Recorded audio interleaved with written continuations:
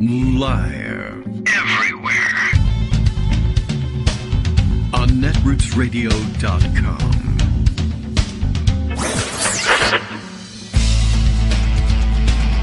David Waldman. Kagro. In the morning. Now, here's David Waldman. Hey, good morning, everybody. How you doing? It is Wednesday, June 22nd, 2022. Waiting for that 22-22 thing to roll around again. Can't play that in the simple lottery, but you can choose 22 in the big Powerball type things. And if you win, make sure you donate the proceeds to Kagro in the morning, because Kagro could use them. Why not? I don't know. I'm not the best pitch man for myself. Though I am behind on thanking a couple of people. Why not do it over the fun intro music today? And then we'll set the mood for the day, because there's a lot going on, and we might as well celebrate the good, this time namely being Sarah Patton and Neil Snyder, both of whom have forwarded some lovely contributions to the program, one through PayPal, which you can use. It is out there. I put the links in a little bar underneath every day's daily summary that Scott prepares has got it. And, of course, my morning posts announcing we're going to do this stupid show again, by the way. Tune in if you want. And then support it if you would, please. It doesn't really mix, these two messages I have. The self-effacing thing and the give me money thing don't really go together very well. But, nonetheless, they've seen through the fog, have Sarah and Neil. One, a Patreon contributor, makes it easy to do monthly contributions, to set a nice number that makes you comfortable, and continually increase it over the years as we make you more comfortable each morning. I guess you could do that, but that's a nice way of doing a sustaining membership sort of contribution. And if that's not for you, or you just have $100,000 burning a hole in your pocket and want to give some percentage of it to PayPal along the way, everybody takes some percentage. PayPal takes a percentage too, or rather, Patreon takes a percentage too. But these guys got to have some food on the table as well. So anyway, thanks very much to Sarah and to Neil. I appreciate joining the ranks of some, what are we at Patreon? Something in the neighborhood of 160-something sustaining contributors, plus a good handful of people, I would say probably 1 to 2 dozen who either make recurring contributions on PayPal, which is also possible. We had to engineer it a little bit, but it can happen. Or who make every once in a while some larger donation, sometimes money coming in through the Square, Square.com or whatever they call themselves now, a Cash App, all sorts of things. Why? I don't know. I don't really have I guess we could open up a Venmo and what else do they have? Zelle or whatever it is, but we don't, and we don't need that. But we do appreciate what we get. Thanks very much to everyone. I bet Sarah and Neil would like to hear about some news now, though, as do the other 160 plus people. So we can do that. Greg's already collected his raft of stories. There was plenty yesterday. I was very busy yesterday doing more presidenting, so I didn't get to watch the hearings. But, of course, I watched people watch the hearings. Very moving. A lot of really interesting testimony.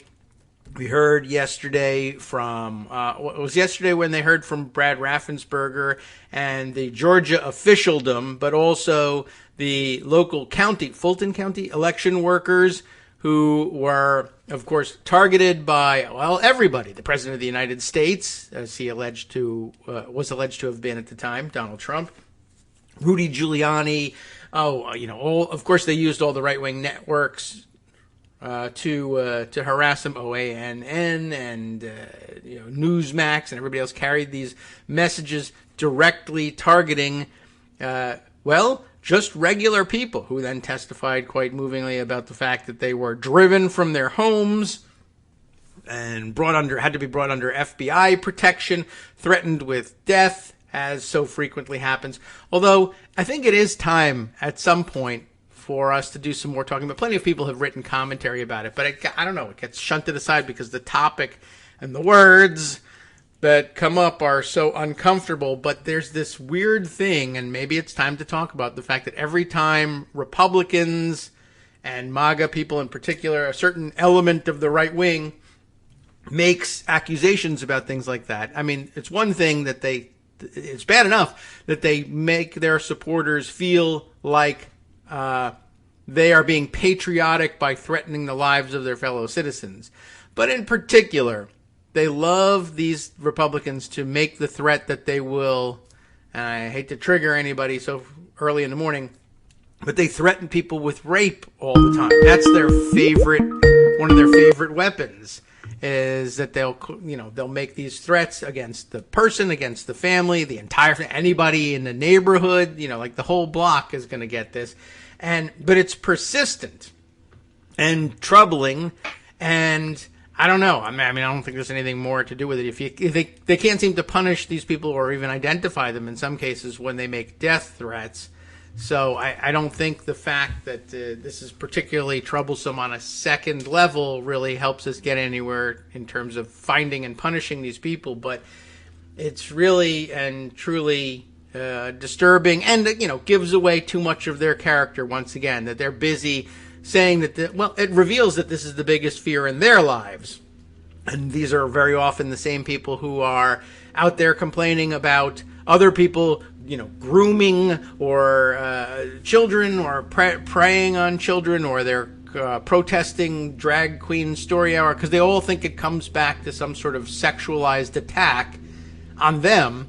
And then, of course, the first thing they do that someone tells them that there's a political problem somewhere, and they say, "I know how to solve this: sexualized violence." Okay, we're a deeply disturbed country in some places, and one day we'll have to come to terms with this. But in the meantime, we can fill in the blanks, the interstitial blanks in between the solving the psychoses of all of our neighbors. Greg Dworkin is here to help with just the basic facts part of it too, although I'm sure he'd pitch in a nationwide crusade to heal the nation's psyche if he could. I can't, but I'll leave it to him. Anyway, good morning, Greg. Well, that was a bit of a rough start, but at any rate, I know I've got a collection. The thing is, you need to be something of a psychiatrist to really understand what's going on here in this country. Yes, you do, and so we need more psychiatrists. So all hail the psychiatrists. We need more of them, and they're wonderful people who work under difficult circumstances, made more difficult by the pandemic, and acknowledgement there. But you know what? Not unlike Kimberly Atkins kind of summed up. She's a black woman who's a columnist at the Boston Globe, and had a tweet yesterday that said, "Listening to Shay Moss, I'm reminded about how often the very people who are least protected by this nation's constitutional principles are also so often the people who fight hardest to preserve them." Yes. And that she and her mom and everybody else who volunteers at polling places. And if you didn't see the hearings, don't forget, C-SPAN rebroadcast them. But, of course, they're on YouTube. They're on the January 6th committee website. About that. This is just so worth watching. It is. I've seen the clips, but I would like to watch the whole thing, and I'm glad that C-SPAN will do it. And I'm glad we have the backup of C-SPAN, because I understand YouTube. We've had this problem before with YouTube as well. They posted them on YouTube, and that YouTube took a bunch of them down because there's all this election conspiracy stuff in it, plus violence. Yeah, threats of violence. That algorithm needs a little work, YouTube. Right, I wonder where you can get some money to work with on that. And I like to abbreviate things. I do the abbreviated pundit roundup, and I call the penultimate hearing there the Hank Pence hearing, and of course yesterday's was Trump's brown shirt hearings, and the whole thing is threats. And so, that really is the thing that need to be highlighted. And, a couple of things, which I thought was really interesting. One comment I made this morning, which I think is also worth repeating. Okay. But I repeat myself, is the January 6 hearings have been superbly produced, but spare me the will it make a difference comments. They're not even done.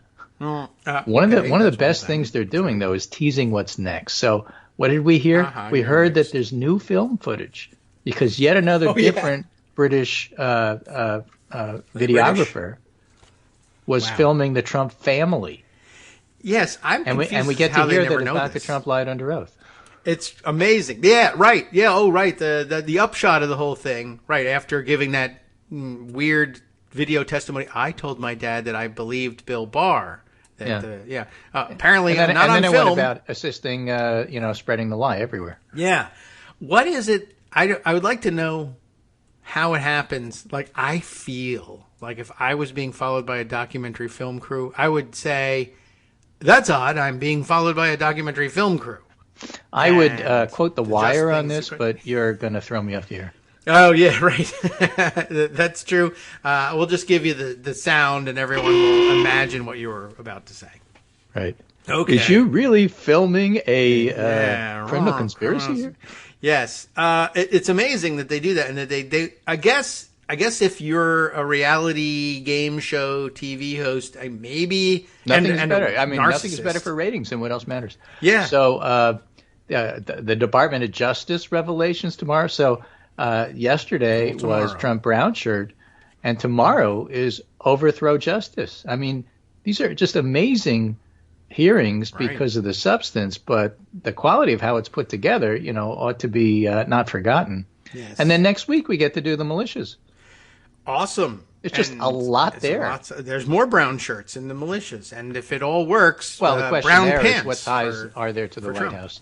That's the missing piece that people comment on. Oh, and the other thing that people are commenting on is, given the fact. Yes. And I think that Jennifer Rubin wrote a little bit about this. 4 lessons from Trump's pressure campaign on election officials. All right. Did I add that one? Yeah, it's a new one I just added. Okay. Is forget the excuses about Trump's intent, this mens rea stuff. Oh, all right. Right? Forgotten. The attempts to deceive electors is corrupt intent. It's everything right there.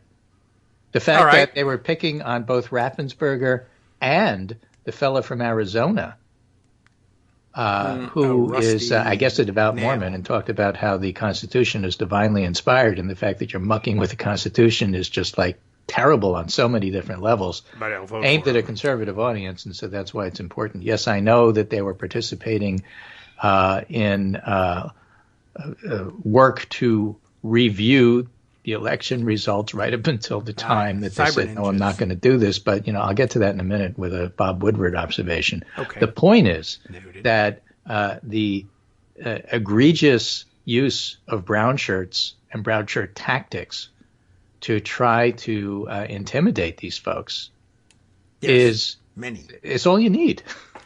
It really should be. I mean, this isn't conspiracy stuff. This is like you're threatening me stuff. Yeah. I don't know. Well, I don't know what you were thinking when you were threatening me. Who cares? You were threatening me. Yeah. There is a fair tradition of just sort of assuming the mens rea from the circumstances around it. Like, very rarely do street muggers plead that they haven't proven intent. Yeah, I stuck a gun in his face. I just happened to put a gun in his face and took his wallet. But, it was like, he gave it to me. Right. I mean, sometimes it's fairly obvious, and there you go. Right. So Jennifer Rubin writes, let's be clear. Trump's insistence that he won was, if anything, a motive. And, of course, one is in scare quotes. But not a defense. Okay. Right? Yes, right. Too many mainstream reporters have asserted that Trump can't be successfully prosecuted if he really believed he won the election. That's just not true. He was trying to bribe Mike Pence. And he was trying to procure phony electors. And he was, she leaves this out, but he was trying to threaten people. Does she say mens rea? No. Okay. All right. I was just wondering. Yeah, I know you've learned the term now. I have another Latin term for you from the law that might be helpful. Like I said, they very rarely have to prove anything. Yeah, I got your mens rea right here. That's my Latin term for it. You don't have to prove, that the mugger had, specific intent. The intent was manifest in the gun and the demand for money. Res ipsa loquitur, which is the thing speaks for itself. Another fun Latin term. It doesn't, you're better off if you can just prove the intent and leave it at that. But, sometimes the totality of the circumstances, a jury would be entitled to say, he says that wasn't his intent, but everything else manifests wasn't his intent. But you know what? We got these film crews coming up. Let's see what they have. Right. Well, I can't wait for that. That's just called. That's not, what's Latin for? I just icing confessed on the cake. on film. Oh yeah. Right. Okay. Well, anyway, the law does have its own fancy terms for like what the f. Of course he did it. So yeah, there you go. exactly. And the thing is, and I'm not a lawyer, so the lawyers can say, well, we have expertise you don't have, but I'm telling you, Well, I'm don't Roman, lose the forest for the so trees. okay. There you are. I'm gonna pretend I speak Latin. It's not that I'm a lawyer. I just love Latin. Well, I'm definitely not, and I don't speak Latin or German or a lot of other languages. I'm telling you, don't lose the forest for the trees. Okay. The second point that Jen Rubin makes is Trump break the promoted forest. violence against election officials. That in and of itself has to be illegal. Yes. The third is that state prosecutors in other swing states should start investigations. So now we know a little bit more about Georgia and Arizona, but what about Michigan? Michigan really needs to be looked at. Pennsylvania, too, because that's where Scott Perry and Doug Mastriano are. And not because it's a political vendetta. It's because these people were in the middle of doing bad things. And fourth, voters should worry about the clear and present danger from state election deniers like Mastriano, who's running. So I think that those are all good points. Now, when Bob Woodward was on Morning Joe this morning, he was talking about how Trump is going to do with primaries to come, given that, for example, Ron DeSantis in Florida is one of his major competitors, and Trump won't. Own primaries. The news this morning is Trump won't re-endorse him. Okay, I mean, sure, he might run against him. Right, but Woodward made the point, look, I talked to a lot of Republicans and talking to some people who are really tied in well in Republican world. You have to look at the Republican Party as 50% of them would follow Trump off a cliff, he said.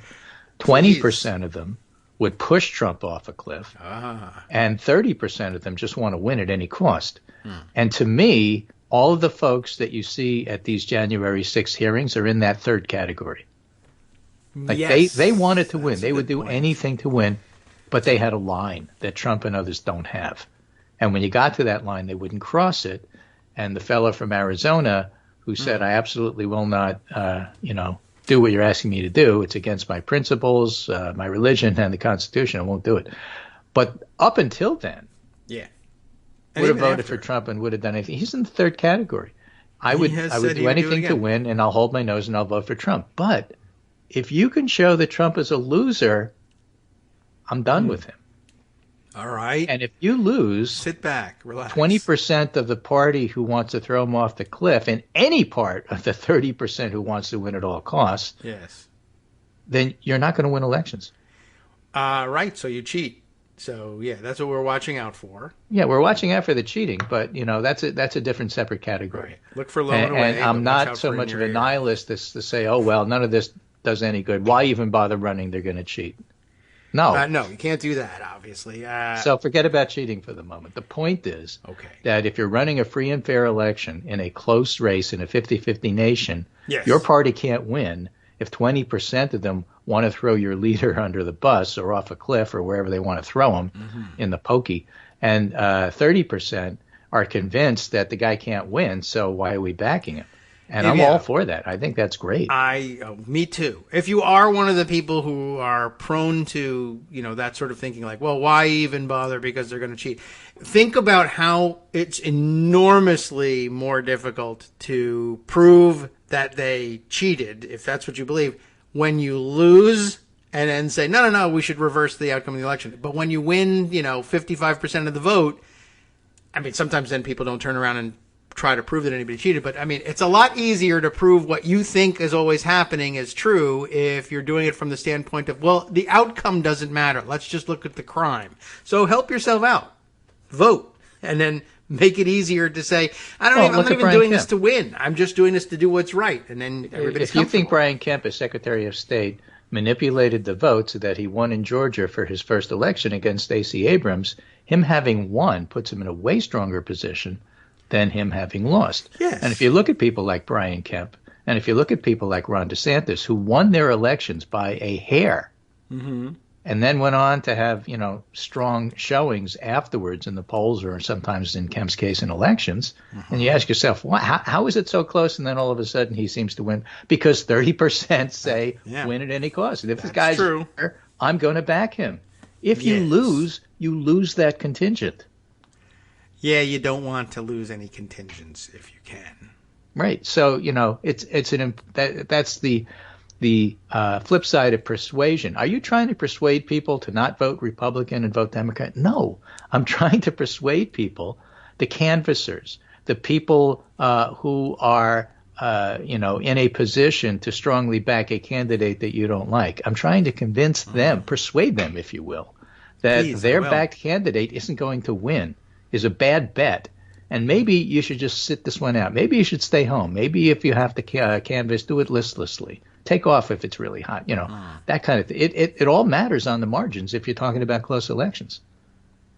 Yes, any close election. Well, if you're going to say an election's close, you're already talking about margins, so you might as well stick to the subject. Sure. So, the fact that these hearings are exposing some rot in the Republican Party is only doing the country good. But by the way, it's also doing the Democrats good. January 6th panel ties Trump to false electors plan. Donald Trump was personally involved in a scheme to put forward fake electors, according to yesterday's hearing, according to the New York Times. And I think that's important.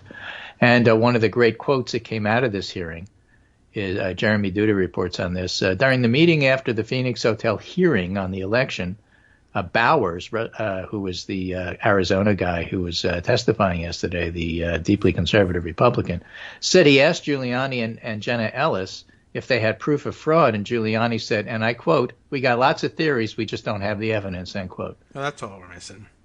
So, talk about mens rea.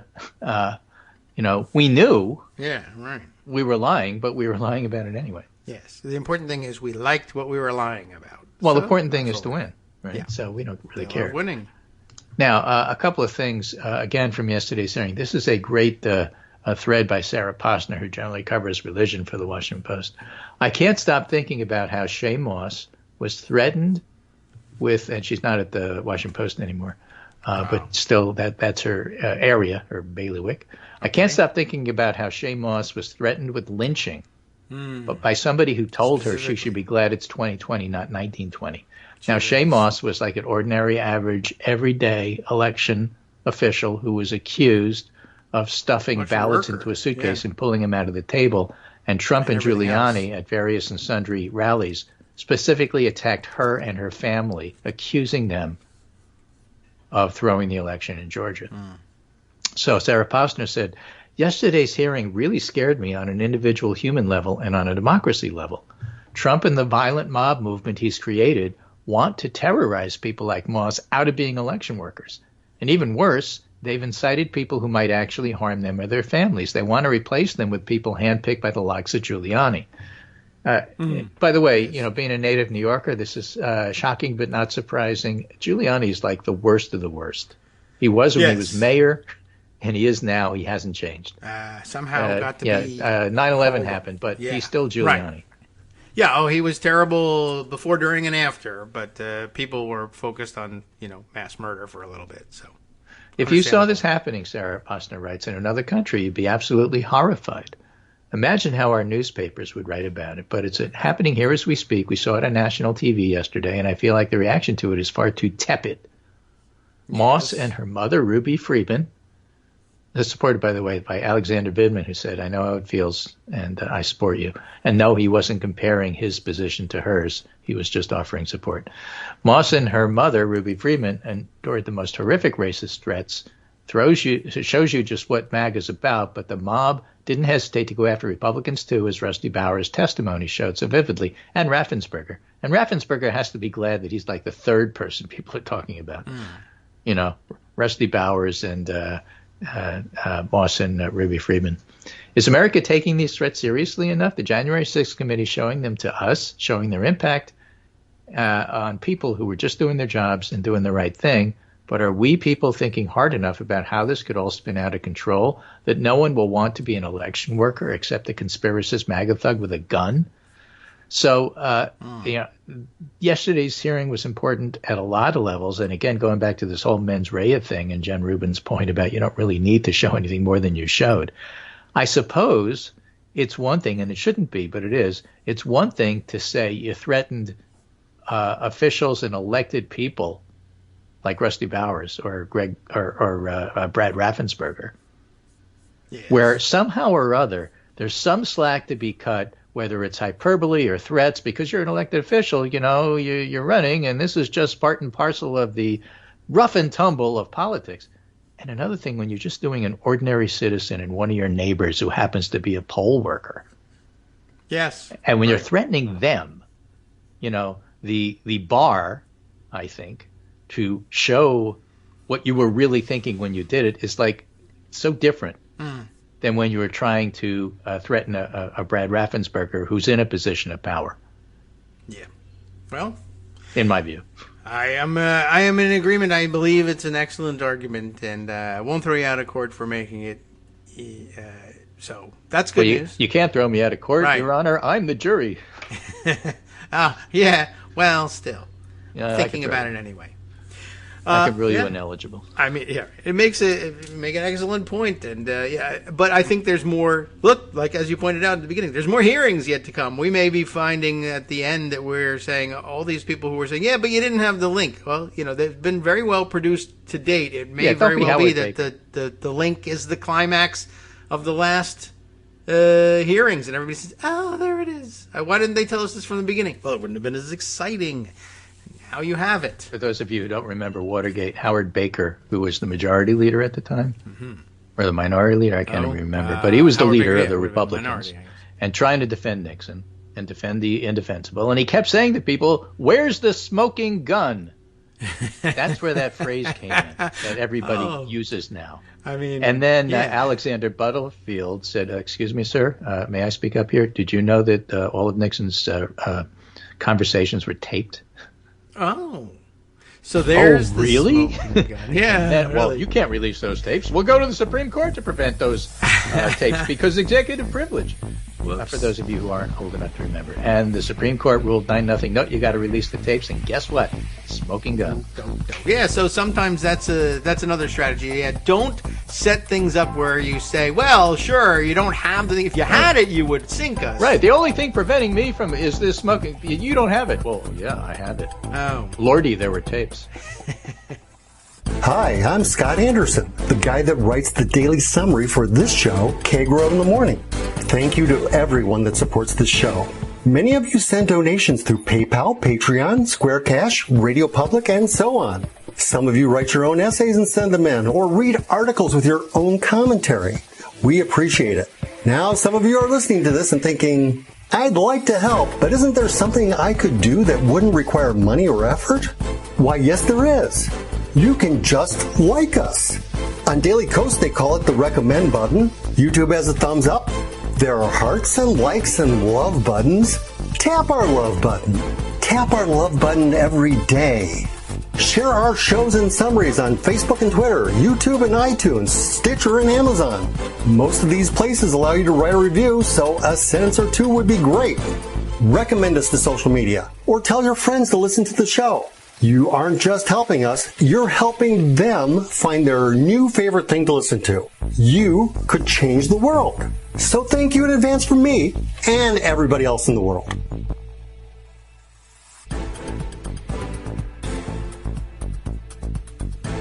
All right, welcome back now to the Kagro in the Morning Show here on Networks Radio. Let's continue with our roundup of the news. So, do you remember who Seth Rich was? Sure. Seth Rich worked for the Democratic National Committee. He was murdered on July 10, 2016. Yes. An unsolved crime. And then his brother, Aaron Rich, had to, according to this Rolling Stone article, had to watch as anonymous online trolls, pro-Trump blowhards, and TV talking heads amplified a baseless, politically motivated theory that Seth Rich, not Russia, had given internal DNC emails to WikiLeaks in 2016. Mm-hmm. Now, this theory had been roundly discredited by investigations led by cybersecurity people, but when Aaron Rich tried to debunk the smears, he found himself sucked into the swirling vortex of conspiracy theories. He was accused, without a shred of evidence, of helping Seth steal the DNC emails. He received death threats. And finally, after his pleas, with some of the loudest proponents of these theories, a former Fox News guest named Ed Butowski, and a pro-Trump blogger and self-proclaimed investigator named Matt Couch went unheeded. Aaron decided his best hope for justice was not in the court of public opinion, but in the court of law.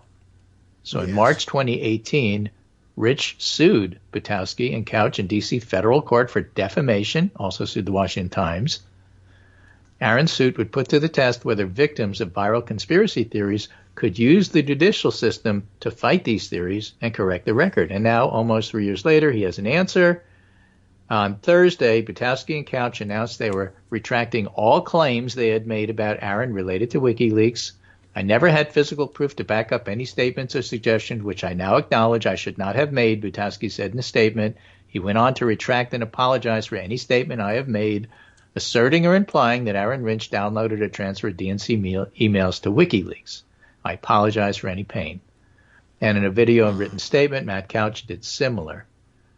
And the retractions and apologies published by these two do not give any indication that either man had backed away, but they had to, in a court of law, defend what they were doing, and they lost. Yes. So why is that relevant to yesterday?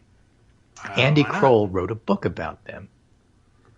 And his book isn't out yet, so I haven't read it. But it's called The Death on W Street, The Murder of Seth Rich and the Age of Conspiracy. And it turns out that Aaron Rich wasn't alone. He had a couple of good lawyers. And that's what this thread is about that Andy Kroll wrote yesterday. He said, today we heard Shay Moss and Ruby Friedman, and sorry for the long introduction, but I think you needed the background to see what's going on here. Shay Moss and Ruby Friedman tell the January 6th committee about the threats they faced, threats fueled no less than former President Trump himself, but there's an intriguing backstory to their testimony. Moss and Friedman are a mother-daughter duo who processed ballots in Fulton County, Georgia.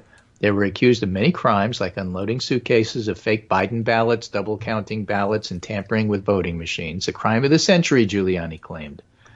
These accusations, echoed by Trump himself, turned Moss and Friedman's lives inside out. They received racist and violent threats. Their careers suffered. They feared for their safety. Ruby Friedman, the mom, had to flee her home for 2 months. That was on the advice of the FBI. The grandmother's home was broken into. Moss and Friedman became just the latest private citizens to become victims of viral, harmful conspiracy theories. So what could they do to clear their names? Moss and Friedman, they sued OAN, Rudy Giuliani, and several others. And here's where we get to the intriguing backstory. Seated behind Shay Moss and next to Ruby Friedman at today's January 6th committee hearings are two of their lawyers, Mike Gottlieb and Merrill Gavernsky. And why do I mention these two lawyers? For nearly 6 years, Gottlieb and Gavernsky have been developing a playbook for how the law can combat viral conspiracy theories and defend victims. Stop the Steal 1.0? Yep, they were involved. Pizzagate? Yep. Seth Rich's brother? Yep, they were the lawyers. Wow. For years, I followed Gottlieb and Gavernsky's work and the work of the lawyers they team up with as part of my book reporting about Seth Rich. They're on the leading edge of the work, and they've gotten results time and time again. And these lawyers would be the first to tell you the day belongs to Shay Moss and Ruby Friedman, and you need to watch their testimony. But if you want to know the inside story of how a small band of lawyers fight viral lies, I got a book for you, which isn't out yet, but it's coming. And so I wrote the book, and that's why I wrote this thread. Okay. Well, a little bit of promotion never hurt anyone. Plus, he's actually got pretty solid information and long-time reporting. It's interesting. The same lawyers. It's interesting stuff that I didn't know about, and that's all I need to tell you about it. That's all the justification necessary. Interesting stuff we didn't know about. Right. Did you know that there's interesting stuff here that I didn't know about that I could tell you that paints me looking like an expert when, in fact, I just found out? What an interesting idea for you to tell us that. Let's do a show about that. Yeah. We'll do it that's really great. 3 to 5 days a week. What came to mind when you were pointing out that these lawyers were responsible for so many different cases was, as you've brought to our attention, the lawyers suing Alex Jones and gun makers and everybody else up in Newtown, and doing the things that everyone has been told for a long time. Oh, it's impossible. You can't hold them liable. It's just not a thing. And then saying, I think I will make it a thing. And, not dissimilar, and saying, we got to pursue justice. You must try, even if you think you can't. But when it feels like you might be right, and everybody else feels like, well, there ought to be a law. Well, sometimes it'll work. Give it a shot.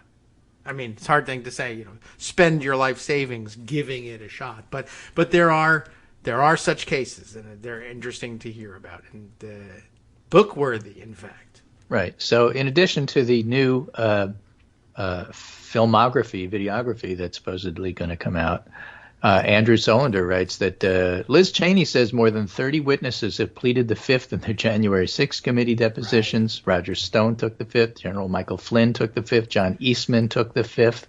Now, taking the Fifth doesn't mean you're guilty, except in this case. Yeah. Not this one. But yeah, that's well. Her point certainly was that the witnesses yesterday were doing the brave thing, and look at how many people on the Trump side are still not brave.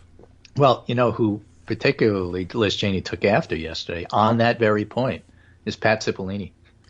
Yes, although we're making room for him possibly becoming brave. He can come and talk anytime he wants to. But hiding behind executive privilege is like, there's no smoking gun. If this is going on, you have a duty. Yeah. And people like Rusty Powers showed us what that duty is, even if you're a conservative Republican in the 30% who wants to win at all costs. Yes. Not a great person. But that's he was not there. the point. And, neither is Liz Cheney, but that's not the point. Right. Yeah, don't look for, I don't know. Don't look for, it's not a search for some new saints. It's just, can we get to the story? So, win at all costs, get the story at all costs. Right. Fair enough. So, here's an interesting good alternative. Don't get too excited about all of this piece. That was getting a lot of discussion, so I think it's worthwhile bringing up to our audience. Which was Jack Goldsmith writing in the New York Times. And I'm sure you came across this one. Did parse through it a little bit yesterday. Yeah. Good. So you're ready. Prosecute Trump. And I want the audience to know David and I meticulously work out what we're going to discuss with hours of back and forth. Not. Are we doing a show today? Are we doing a show today? Oh, okay. But I'll be there in 5 minutes. All right. So, okay. Yes, Jack Goldsmith. I'll be right there. So prosecute Trump, put yourself in Merrick Garland's shoes. What size are his shoes? All right, the basic allegations are well known, but to indict Mr. Trump for these and other acts, and we're hearing from the committee what those acts were, Mr. Garland must make 3 decisions, each more difficult than the previous and none with an obvious answer. Well, at least the Jack Goldsmith, who's a former DOJ guy. First, he must determine whether the decision to indict Mr. Trump is his to make.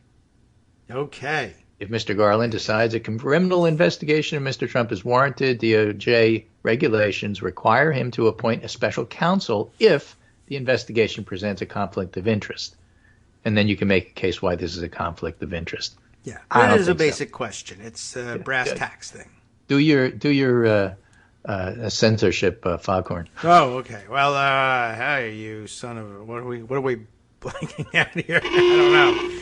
Stupid opinions. It's a stupid opinion, Foghorn. Okay, all right. So, what about that? What about it? Let's see. What else? Whether his other 2 points. If Mr. Garland opens a Trump investigation and keeps the case, which decisions he might already have made, despite the author's opinion that maybe he shouldn't. The rest of the country says maybe he should. Yeah. Like 60% of us. The second issue is whether he has adequate evidence to indict Mr. Trump. Again, these hearings aren't even done yet. Right. But does he have it? Well, I mean, the answer could be yes. Well, threatening people like Shay Moss? Yeah. Yeah. They do. They have it. Right. But he wrote this before. No, I get what you mean. Right. Now, the 2 most frequently mentioned crimes Mr. Trump may have committed are corrupt obstruction of an official proceeding and conspiracy to defraud the United States and working to overturn election results. After yesterday's hearing, I think there's plenty of evidence. I hope so. Right. If Mr. Garland concludes Mr. Trump has committed convictable crimes, let's do that. Okay. He would face the third and hardest decision. Oh, that probably needs... There we go. What is that decision? Whether the national interest would be served by prosecuting Mr. Trump. Well, what the hell is supposed to do, you moron? I guess I would respond to that. I don't know. This is not a decision that lawyerly analysis alone can resolve. It's a judgment call about the nature and fate of our democracy. And, 60% of the country thinks you should. And the hearings aren't over yet. A failure to indict Mr. Trump in these circumstances would imply a president is literally above the law. It would encourage lawlessness by future presidents. This is true. Right. Right? By contrast, the rule of law would be vindicated by a Trump conviction, and it might be enhanced by a full judicial airing of Mr. Trump's possible crimes in office, even if it ultimately fails. And that's what's happening with the January 6th stuff going on with the small fry, the people who broke into the Capitol, the insurrectionists, the rioters, the mob, because you can't lie under oath. I mean, you can, but you get nailed for it. So just the whole thing, and again, people have to remember about these hearings is this is under oath. And you tell a very different story if you're a 30% who just want to win Republican when you're under oath. Yes. Or if you just want to not go to jail but forgot that you were documented by a videographer. So he goes on to say Mr. Garland can't be sanguine about a Trump prosecution promoting national reconciliation or enhanced confidence or yada, yada, yada. Gerald Ford doesn't mention, but that's who's in the back of his mind. Gerald Ford did the right thing by not going after Richard Nixon and pardoning him. And Gerald Ford, to his deathbed, thought it was the best thing he ever did. That's arguable. Yeah, but this is, as they like to say, way worse than Watergate. Yep. This one, it's bad. I mean, so I don't see any of these as difficult. No, I don't think so either. Although what he's saying is, I mean, it's in the best possible possible but that's not the light. Same thing as difficult. Yeah. I do this with a heavy heart, but I have to do it. Yeah. Well, I mean, I don't care how much your heart weighs. Do it. Yes. Come on, get to it. Yeah. I read the Goldsmith article a little more sympathetically, only because I know where Goldsmith, he's Republican. I know where he's coming from. And so instead of saying, well, these are his recommendations, that these are, well, this is the brass tacks of, it's true. These are the decisions that have to be made. As it happens, I think they were quite easy decisions, but they are ones that are being made. Yes, Merrick They're Garland consequential. Has to say, I agree with them that they're consequential. Yes. I don't agree with them that they're hard. No. Those are two different things. No. You want to take them seriously, and so he did. But that's it. I mean, and Merrick Garland did. But that's where the similarity ends. But it was interesting to see him sort of point. And there are a lot of places where he hedges his bets and says, we really should be doing something about Trump. And I don't want to make any recommendations about how Garland should choose in these three instances. But I think it got misconstrued as Goldsmith saying, you might not have a case here, when he's just saying, well, I mean, you have to decide whether there's a case. I mean, there is one, but you do have to make that decision. Sure. So, okay, he did. And it could be hard, and I'm saying it's hard because if I don't say it's hard, then anyone would do it. Why would I be the expert in justice if anybody could make this decision? Shh, keep it quiet, that it requires pondering centuries of precedent or whatever. Yes. Well, speaking of precedent, don't forget, where's the smoking gun from Howard Baker? I mean, and again, you invoke Gerald Ford, you invoke Howard Baker. There are still people to this day who think Nixon got a raw deal. I'm sorry. You're wrong. Yeah. I don't respect your opinion if that's what you're saying. And if you're using that to decide what to do here, go away. The thing is that you can look at this and say, well, and hide behind. We still don't know what the committee knows, but it turns out every single time you say that and then they go have a hearing, they do know a lot more than we do. Yeah, well, I mean, maybe justice does that as well. That is dumb. Yeah. That is as dumb as the smoking gun thing. Well, we don't know what the committee knows. Well, one thing I do know is that the committee knows what the committee knows, and they're choreographing the hearings. The committee knows a lot of powerful things. Yeah, and I mean, they've made the decision about exactly how they would lay those things out. I mean, that's just crazy to say that anything could be decided about. Well, we don't know what the committee knows. Mark Meadows that's and when John they're having Eastman hearings. ought to be in jail. That's what the committee knows. They do, and they're choreographing a television show that leads you inevitably to that conclusion. I mean, I don't know what they know, but I know what they're trying to do with what they know. How? All right, we don't know what they know. That's true. We don't know what history will bring, so therefore, there's no crime. Yay, we. Well, no such thing. I'm really interested in hearing what Goldsmith thinks about tomorrow's hearing, since he's the DOJ guy. Well, that might be his goal, because when he tells you, they'll pay him. So Maybe. I'm really interested in Jack Goldsmith getting paid for another column. Really? That's great. I'm funny. So happy. It sounds like he did a good job. So what's the difference between a bloviating pundit and us? They get paid. That's it. That's basically the end of it. Well, occasionally some people, many of them, 160 something of them, sometimes will say, "Hey, I'll pay for a little bit of that show." Not me. I'm a volunteer. That's the funny thing. David can't fire me. I know. There's nothing. Believe me, I'm trying. And by the way, that's true. If you've ever worked with volunteers, they're wonderful people. Yes. But you can't exactly fire them because they don't work for you. That's basically it. And, that's the sad reality of it. Now, I guess if so we were you're stuck collecting with me, millions, David. I'm interrupting you to tell you that.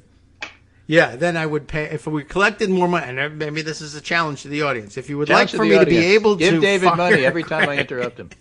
Yeah, so either that or I could. If you gave me money, then I would give some to Greg, and then then I could fire him. But as it is, so far it pays for hosting the podcast online and keeping the records there forever in case you ever want to listen to a show from 2013.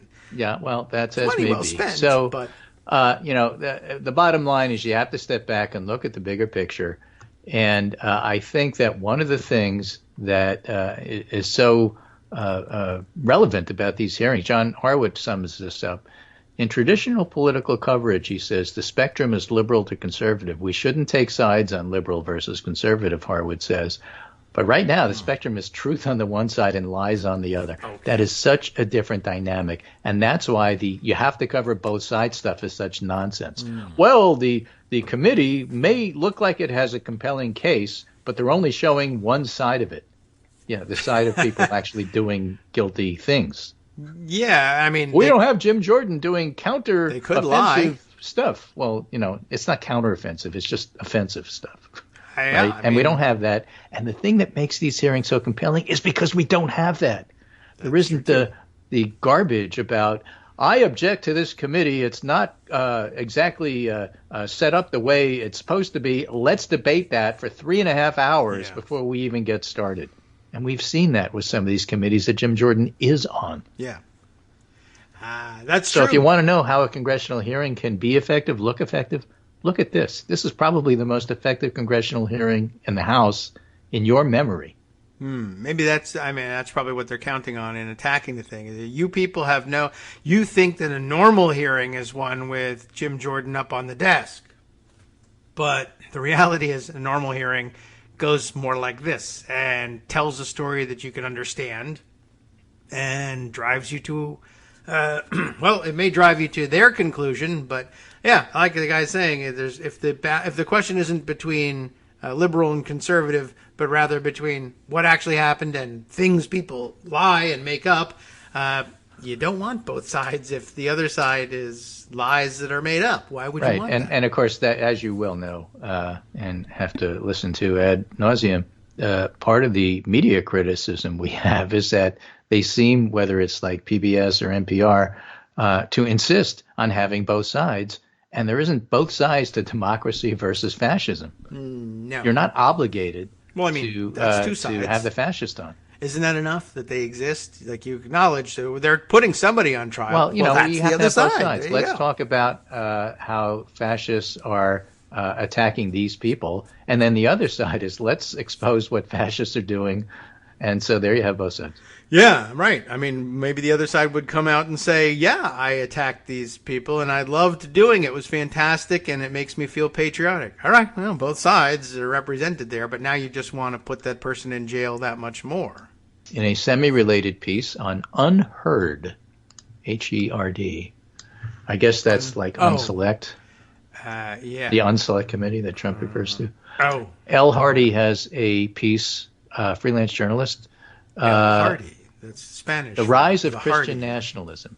Yes. Their God looks like the guy who stormed the Capitol. Yes. right? The state should not infringe on the church. That's what the First Amendment says, thundered Pastor Ken Peters to his congregation at the Patriot Church in Knoxville, Tennessee, as well as those watching at home on Facebook. But it's a one-way wall. It's like the wall should be the wall on the southern border. It's one way. They cannot keep us out of the state. What? The state can't interfere with us, but we get to interfere with the state, is what he's saying.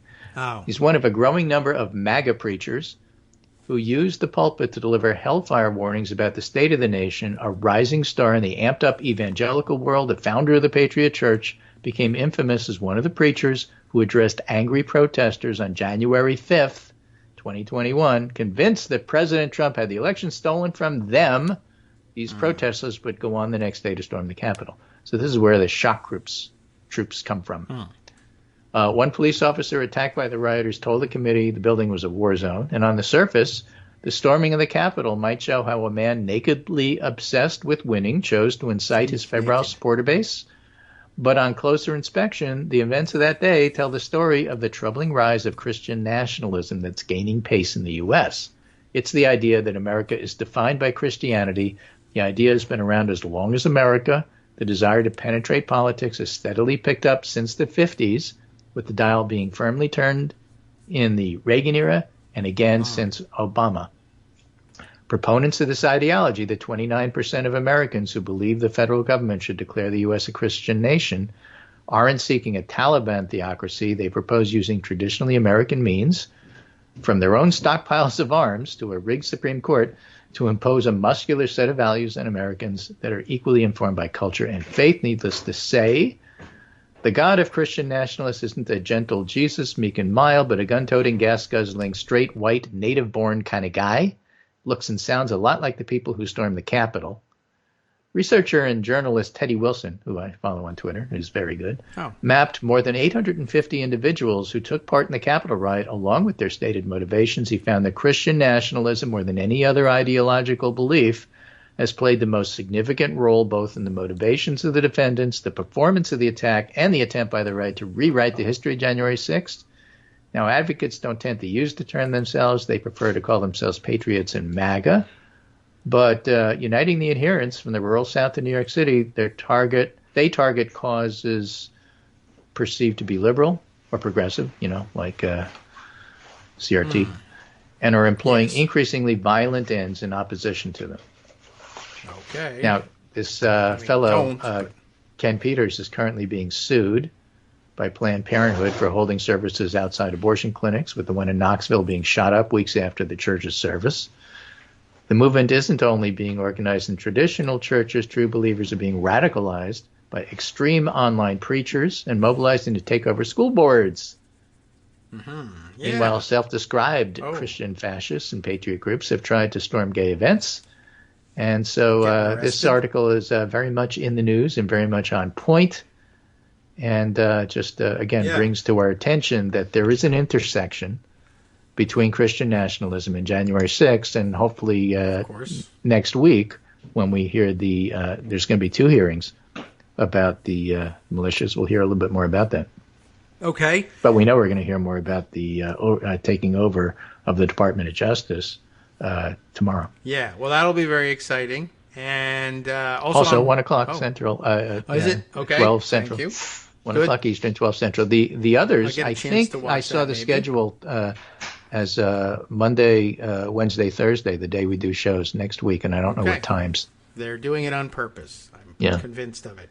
Right at the end of the article that you were just citing, I was listening to, as you were saying, they have in mind taking over school boards, etc. There was some primary elections and others around the country from which there's news. One of which is that I guess Mo Brooks down in Alabama lost his Senate primary runoff for trying to move up to the Senate, which I don't know whether you're also allowed to run for the House. We may be done with Mo Brooks. That's good news.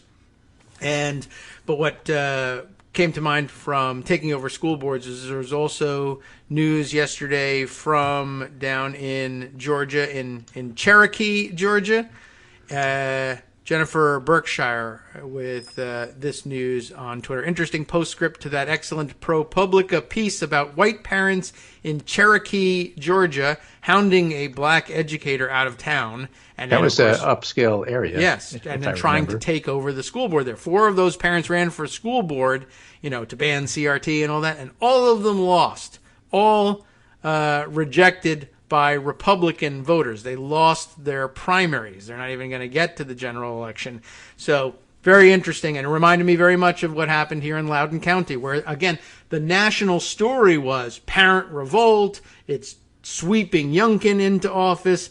They're going to take over. But in reality, well, when you sit down and count the votes around here, 10-plus points defeat for Youngkin. And down in Cherokee, Georgia, all the news was, the white parents are going to take over. They're going to hound these black educators out of town. They're going to ban CRT. And they didn't even make it out of their primaries. That's why you keep telling us it's actually quite a small percentage of people out there. They have to have more than that to win elections.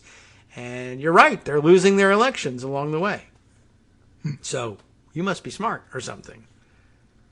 So, do you mind saying so? There's our show. Okay. Well, it was your half of it anyway.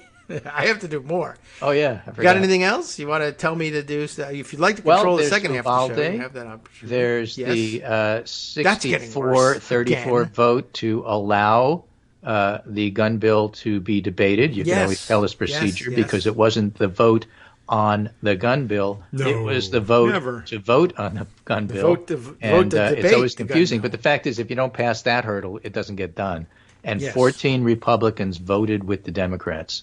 And it would have been 15, but I don't think Pat Toomey was there. I think Kevin Kramer wasn't there. Pat Toomey. No, but still, that's, for all those people who said, Pollyanna, this will never pass, and Lucy and the football, and this and that and everything else. This bill's going to pass. I need to talk about that. I hope so. Of course, like we said, we're not onto the bill. It didn't pass yet, but it's going to. McConnell, and it's also not enough. Did his thing. But the fact is, they are doing something for the first time in 30 years, and Chris Murphy was central to that, and I'm very proud of him. All absolutely true. I guess we could note for the record, for people who thought that McConnell would say yes but vote no. To this point, he has said yes and voted yes. In fact, he said he was going to vote yes, and John Cornyn voted yes. That's true, too. Another one who said yes but voted no. There were a lot of, the celebration and fist bumps all over the place. So, okay. So all I've done, of course, is agreed to go ahead with the debate on the bill, but you can't get... That's where the filibusters happen. They can do it again later, but typically they block even the start of debate, and this time they did not. That is good news. Lucy and the football, well, I need to talk to people about Lucy and that football. There's a physics problem with that, but I'll discuss that later. Thanks, Greg. We'll see you again tomorrow, and wait for the hearings. Yep.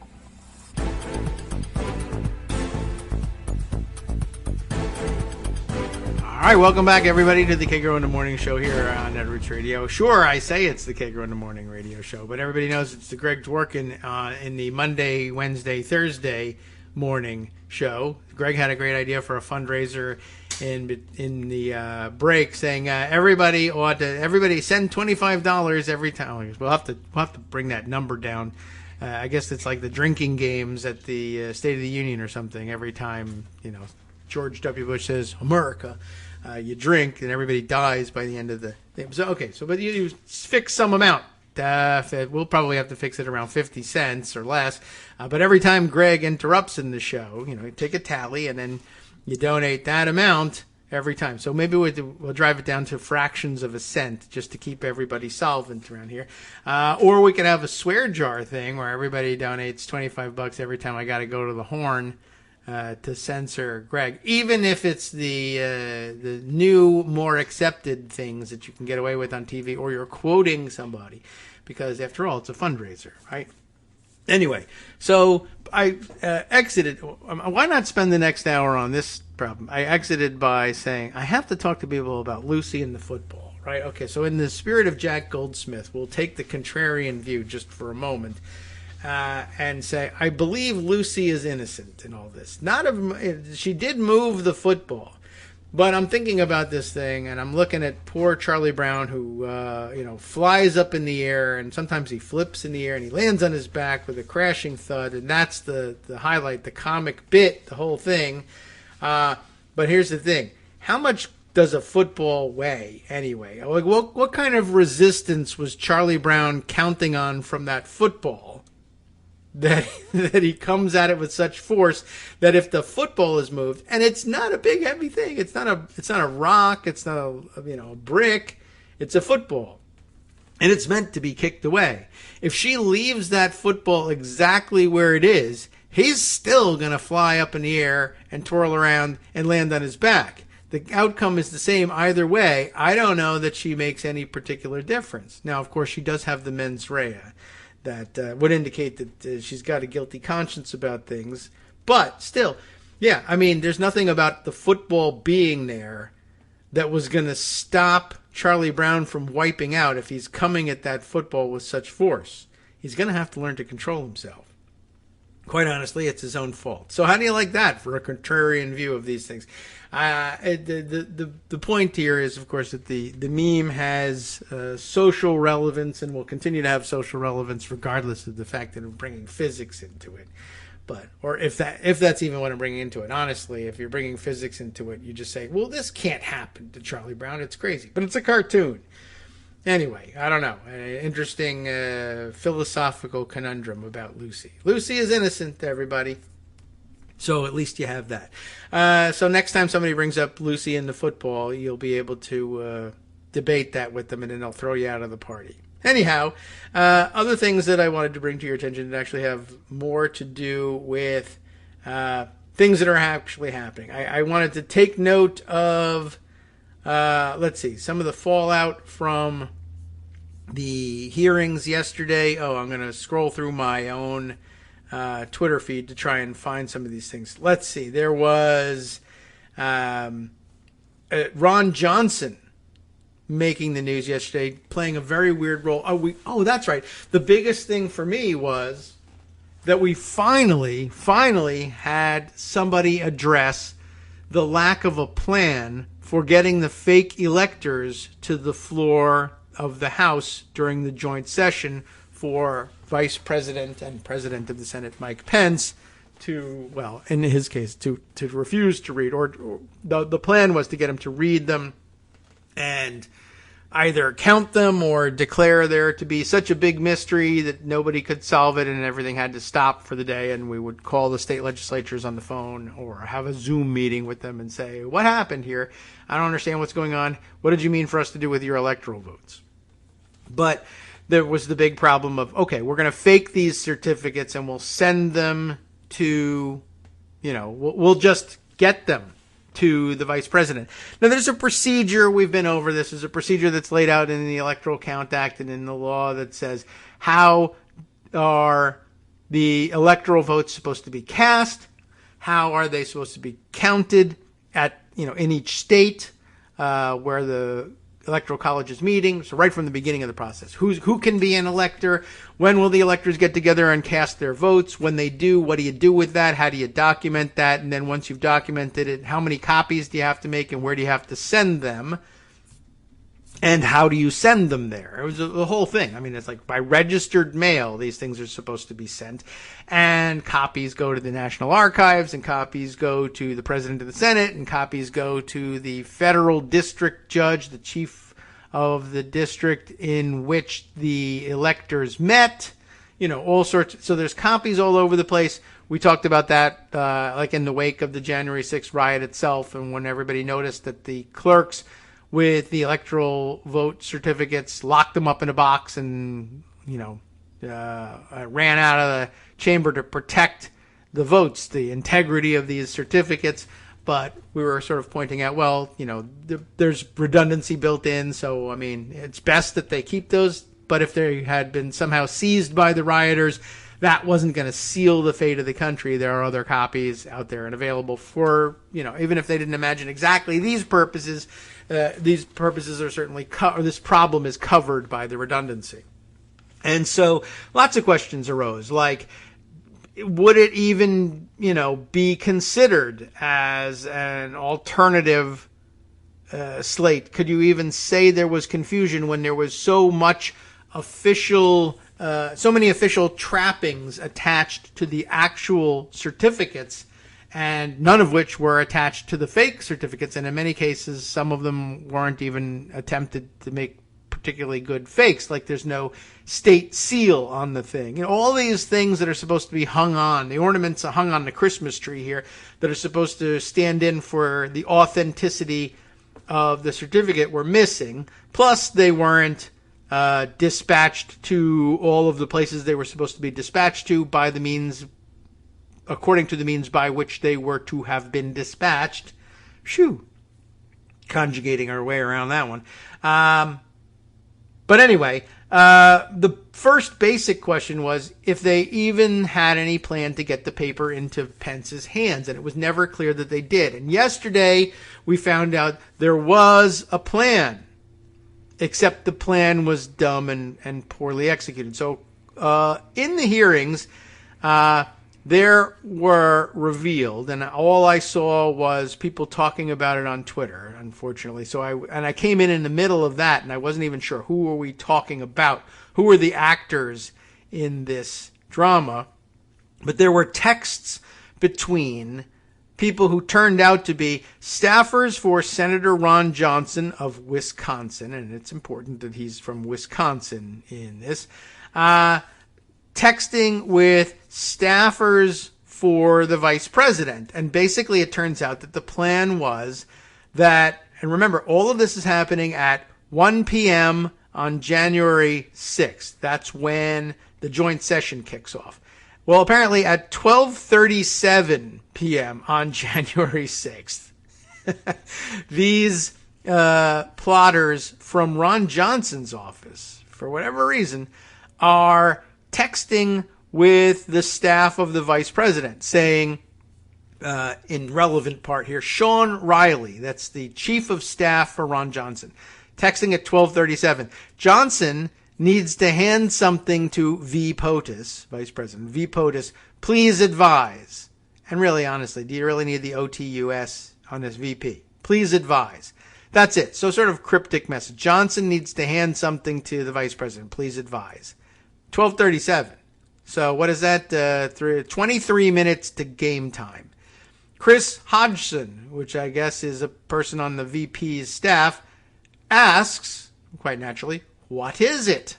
So he doesn't appear to know exactly what's going on here. Sean Riley says, alternate slate of electors for Michigan and Wisconsin. Now remember, Ron Johnson's from Wisconsin. Doesn't necessarily surprise me all that much that he has the alternative electors for Wisconsin because he's from Wisconsin. I guess we could say the reason he might have Michigan's is neighboring state, and there are no Republican senators. Is that right? No, yeah, right. No Republican senators from Michigan, so they knew they were lying and cheating, so they couldn't very well give them to their senators because they're Democrats and they're not going to pass those things on. Which, by the way, there's your mens rea or res ipsa loquitur anyway, which, okay, obviously goes to intent here. Our intent was to perpetrate this fraud.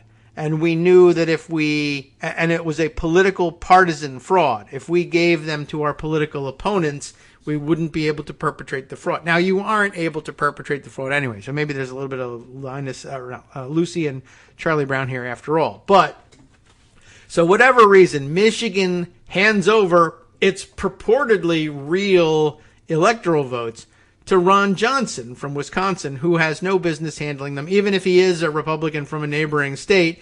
Remember, there's a very clear process by which these certificates are, if they were real, are supposed to reach the vice president. And the short answer is by registered mail.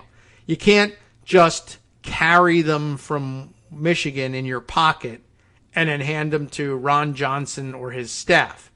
But anyway, Sean answers Chris's question, what is it, with alternate slate of electors for Michigan and Wisconsin because archivists didn't receive them. So like in case Chris Hodgson is saying, what in the world is Ron Johnson doing with anybody's electoral vote certificates, let alone Michigan's? The answer is, well, the archivist didn't receive them. Well, that's too bad, for one thing. The archivist would have received them because they were supposed to have been sent by registered mail in December.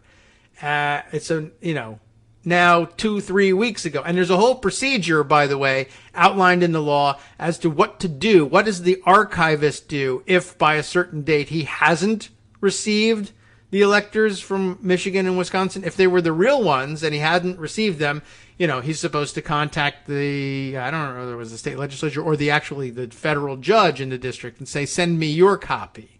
There's a whole procedure about who can request copies from whom, and of course how they're supposed to be transported. And I guess if it's really late and you haven't received them, I think that's the first mention in the statute about alternative methods of delivery. The fastest and most practicable method of reliable delivery can be used at that stage.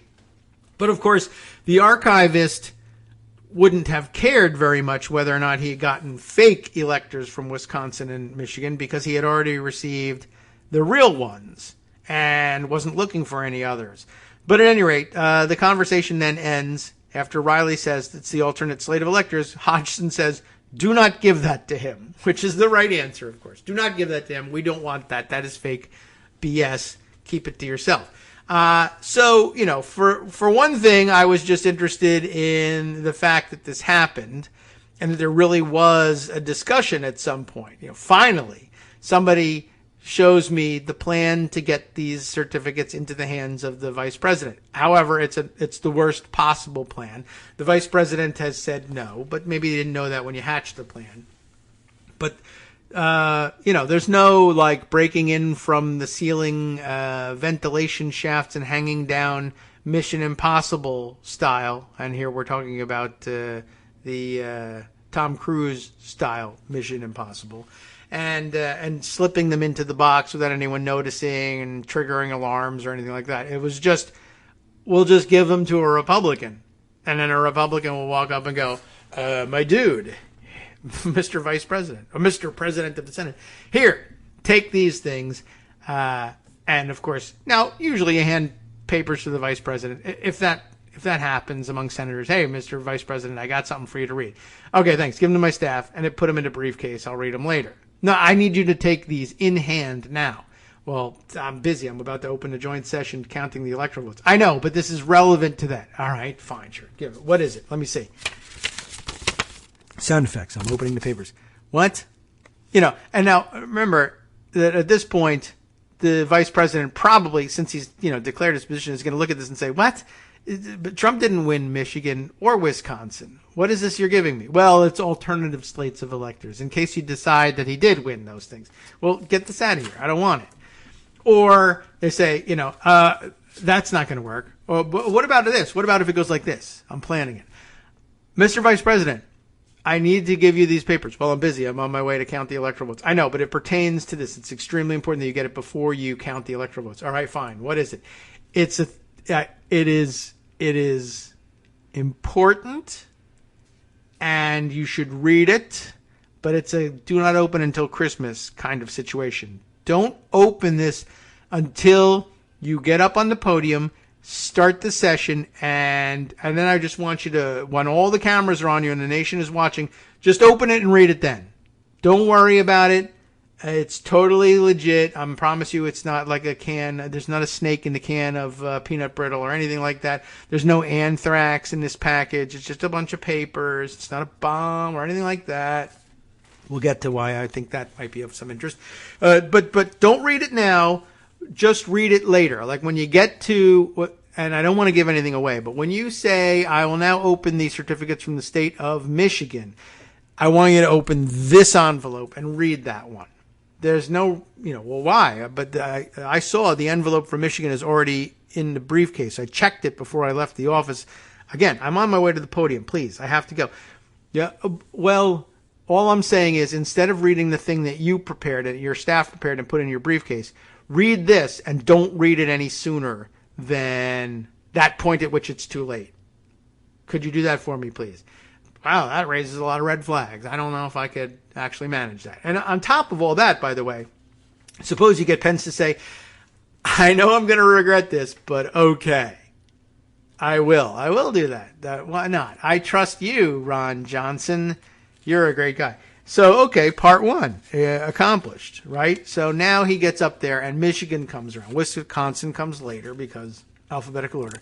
And remember, his job is to open and read the certificates. And so now we're opening the certificates and say, Michigan, the certificate from the great state of Michigan appears, well, it actually appears not to be regular in form and authentic. But, who am I to say, really? So I'll keep it to myself. The certificates from the state of Michigan, all right, I'll say it, appear to be regular in form and authentic and indicate herein that the state was won by Donald Trump, which is different from what I read in the news, but whatever. And then you hand it to the tellers. And remember, the tellers are the ones who actually, this is interesting brass tacks stuff, right? Well, we'll give it to the vice president, and he can declare. Well, it does say, and remember also, I forgot about this. Or no, maybe we did mention this earlier. I don't really know what I'm talking about, ladies and gentlemen. But remember that the legal argument about the whole thing was that the vice president has the power to make some sort of determination because the Constitution says that the vice president shall open the ballots and the ballots shall be counted. And we, on the Republican side, are pretending we interpret that to mean that the vice president opens the ballots and he counts the ballots. Even though the founders, or the framers of the 12th Amendment, and is that the way that, was it in the 12th Amendment that we're talking about giving this particular duty to the vice president? Was that not in the original Constitution? At any rate, the point is that whatever exists in the Constitution now says the vice president shall open them and they shall be counted. They could have written the vice president shall open and count the ballots. They did not. They wrote that he shall open them and they shall be counted. It leaves open the question of who shall do the counting.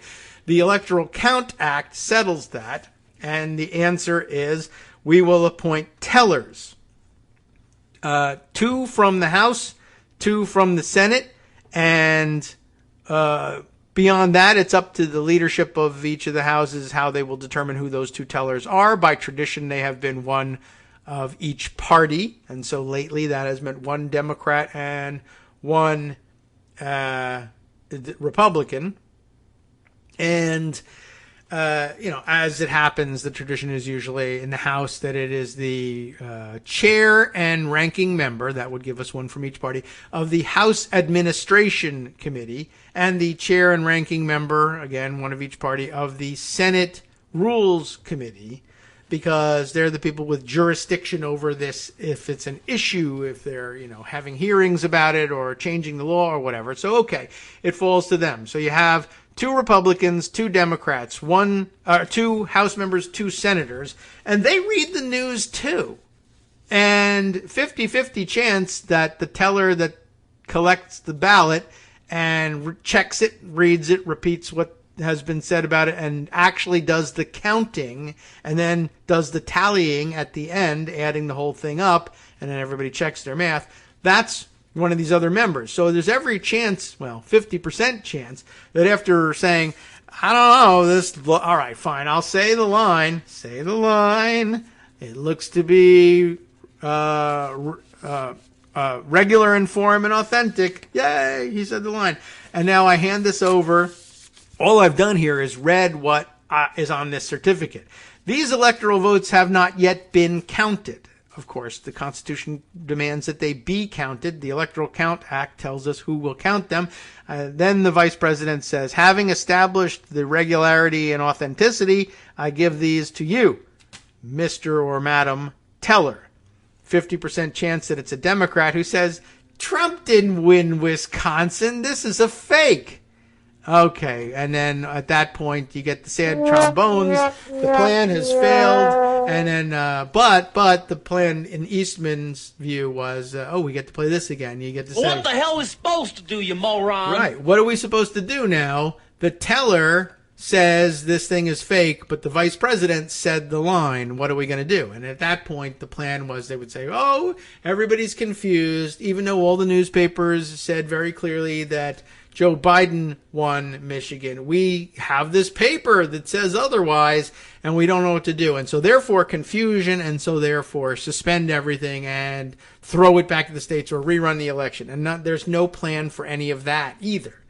So that's the extent of things. The plan was for a staffer on somebody's, and I don't know if they had picked Ron Johnson at that point, a staffer from Ron Johnson's office to text a staffer from the vice president's office and say, we have papers for you. What is it? It's alternate electors. Do not give them to him. Now, earlier, by the way, at some point there was another another couple of screen grabs about these text exchanges. And I don't know who Mark Jefferson is. I missed this one. But there's a text from Mark Jefferson on January 4th at 9 in the evening.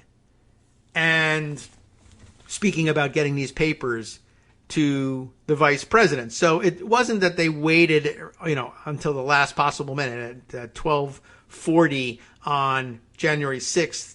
That's when they waited to give him to him. But they set the plan in motion earlier. And I don't know who Mark Jefferson is, but I would like to find out because his text from January 4th at night says, freaking Trump idiots want someone to fly original elector papers to the Senate president. They're going to call one of us to tell us just what the hell is going on. They talked to Jordan. I told Jordan to something, them, that. I don't know whether to tell them that. I don't know what is missing from that. But now I got to find out who Mark Jefferson is. I should have found out yesterday so that I would know the story. I'd like to know what the context of that was because they actually have it right there. Freaking Trump idiots want to fly these papers in and then somehow, hand them over. Now, I should also point out that Kyle Cheney has something to add on this morning. I'll add my bit on again. The whole thing so far has been my bit. But Kyle Cheney tweets, is it this morning that he does it? Yes, this morning at 8:44. He says, I just realized something about the Ron Johnson episode that escaped notice yesterday. Johnson's chief of staff said he had to rush the false Wisconsin and Michigan certificates to Pence because the National Archives, quote, didn't receive them, right? We saw that in that exchange. These are, I have to give the vice president something. What is it? Alternate slates of electors. And it wasn't I have to. Johnson has to give them. That becomes important. Johnson has to give the vice president these things. What is it? It's alternate slates of electors because the archivist didn't receive them. Well, problem number 2, Kyle points out. In fact, we already know that they were delivered in plenty of time to the archives and then by the archives over, I guess they brought them to the Capitol. He says they didn't receive them, but that's not true. We know already that they were delivered. The committee revealed that evidence months ago, and there are screenshots of, as entered into evidence, the fake electors slates. And they did, in fact, do the things that they were supposed to do, send them by registered mail. So we have a record of the fact that the archivist did receive them. So Ron Johnson's staffer here is lying to, or passing on someone else's lie anyway, to the vice president's staff. Kyle continues, what seems likelier is that the archives did not consider the Wisconsin and Michigan electors to be legitimate and therefore did not transmit them to Pence in the first place. And there are some screen grabs here. It's a email from Kyle Cheney to the Public Affairs Office at the Archives in February of this year asking, hi there, I was curious if the Archives has any formal precedents or procedures for handling submissions of electoral college slates that are not certified by a state authority. The Electoral Count Act requires Congress to consider all slates purporting to be the duly elected and qualified slate from a particular state.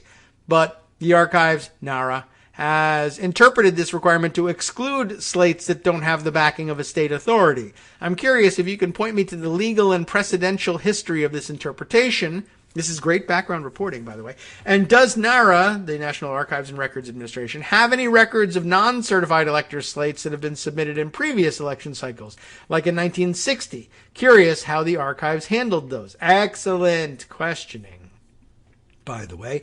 And I guess he got an answer. The Office of the Federal Register, OFR, at NARA, follows the language of the statute regarding the official certificates of ascertainment and official certificates of vote. 3 U.S. Code Section 6 states that it shall be the duty of the executive each state, as soon as practicable after the conclusion of the appointment of the electors in such state by the final ascertainment and under and in pursuance of the laws of such state providing for such ascertainment, to communicate by registered mail under the seal of the state, and that's bolded, to the archivist of the United States a certificate of such ascertainment of the electors appointed. The emphasis having been added there. So again, talking about the procedure for determining what the electoral votes are and the procedure for delivering that determination under seal to the archivist. 3 U.S. Code Section 9 follows, the electors shall make and sign 6 certificates of all the votes given to them, each of which certificates shall contain 2 distinct lists, one of the votes for president, the other for the votes for vice president, and shall annex to each of the certificates one of the lists of these electors, which shall have been furnished to them by the direction of the executive of the state. More formal language. I'll tell you why this matters after this. Hi, it's me, David Waldman, the same guy who was just talking to you a second ago. Our Patreon subscription drive is still going strong, with over 175 monthly donors who help keep us on the air. If we've helped keep you going during the pandemic, why not return the favor and help us keep going so we can all be together for the next disaster? Patreon.com, Patreon.com, makes it easy to make secure, recurring monthly contributions to support our show. Patreon.com/KagroX gets you straight to our donation page. Maybe you'd like to thank us for keeping you sane during the Trump era. Maybe you're looking forward to in-depth explanations of what's going on in the Biden administration. Whatever it is that keeps you listening, we need your help to keep bringing it to you. And hey, if you happen to prefer using PayPal or even the Square Cash app, we're up and running with those options too. Thanks again, everyone, for all your support. We literally could not do this without you.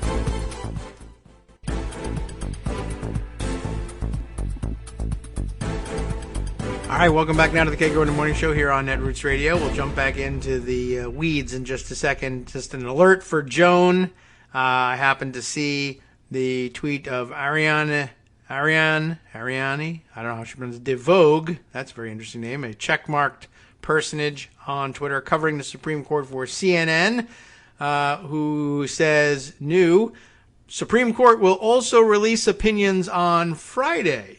It had already announced that there would be some decisions released tomorrow, Thursday, so that could string it out for even longer, or a larger number of days, I suppose, that Joan has to sit on the edge of her seat waiting for the, potentially, well, certainly bad news, and could be more or less catastrophic, I suppose, depending on what form it takes, what form the destructor chooses to come in. Anyway, so there's another change in from a departure from usual procedure, I guess. I don't know. Maybe they release on Friday all the time and they just have to make the announcement. Anyway, where were we? Yes, we were reading the answer to Kyle Cheney's excellently formed questions to the National Archives and Records Administration about what do you do when fake elector slates show up? What do you do normally? Did you do that this time? And can you describe what the process is like and what you do with these things? And they gave a response saying, we follow, believe it or not, we follow the law. 3 U.S. Code Section 6 says some of the baubles that have to be hung on the Christmas tree in order to signal to us that the thing is authentic. The executive of each state has to, an appropriate executive as designated by the state's law and how they'll handle things. Sometimes it's the Secretary of State, sometimes it's the governor. I don't know whether it's ever both. I don't know whether anybody uses the Attorney General instead, but everybody designates someone to sign them as one indication that the things are authentic. But on top of that, it also has to be sent by registered mail under the seal of the state, depending on, I guess, who holds the seal of state in those various states. So again, that could be the same person. It could be somebody else. They may have split the responsibilities so that no one person could fake everything like Doug Mastriano can, whatever. And then noting that under 3 U.S. Code Section 9, Title 3, again, U.S. Code Section 9, that they make the 6 copies of the certificates and where they distribute them and how they get where they're going. And where were we here? The saying that you attach the lists and then you attach the baubles from the governor's office or the Secretary of State. And where are we? They shall annex to each of the certificates one of the lists of the electors which shall have been furnished to them by direction of the executive of the state. Another step that that this time requires another, I don't know whether it has to be a different person, but another official act of the state to authenticate these documents. As such, they conclude, OFR, the Office of the Federal Register, accepts the certificates of ascertainment that are submitted by the executive of each state containing the state seal. OFR accepts certificates of vote that are submitted annexed to a certificate of ascertainment that meets the requirements of Title III U.S. Code Section 6. We hope this is helpful, and it's helpful if you parse your way through all of the code. But also, I guess we should really parse things closely here and point out that, again, there are multiple documents that make up a package of authentic certificates. There is the list of votes. There is a certificate, and I guess you can authenticate that list too. Does it say anything about what the list? Does the list get the seal? I mean, I think it does. There were some other photos circulating of what a genuine certificate of the vote looks like.